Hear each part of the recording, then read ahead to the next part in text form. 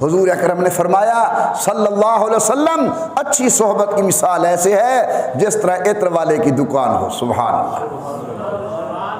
آپ عطر والی دکان پر جائیں، اول تو مہربانی کرے گا، تمہیں عطر لگا دے گا، اور اگر عطر نہ بھی لگائے جتنی دیر بیٹھے رہو گے اتنی دیر مفت میں خوشبو سونگتے رہے ہوئے.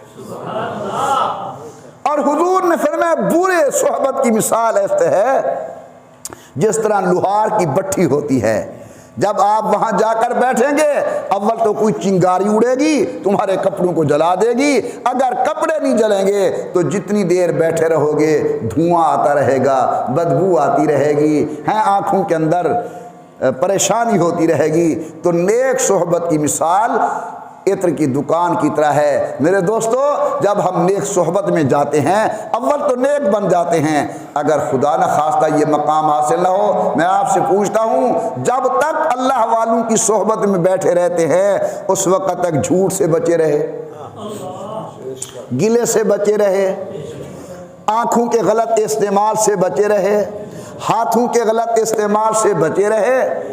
تو نیک صحبت کی مثال عطر کی دکان کی ہے اور بری صحبت کی مثال لوہار کی بٹھی کی ہے. میں گزارش کروں گا آپ سے اور اپنے آپ کو تلقین کروں گا جتنا ہو سکے نیک صحبت اختیار کریں، جتنا ہو سکے بری صحبت سے بچیں. اللہ والے فرماتے ہیں صحبت صالح ترا صالح کند، صحبت طالح ترا طالح کند. نیک کی صحبت انسان کو نیک کر دیتی ہے اور برے کی صحبت انسان کو برا کر دیتی ہے.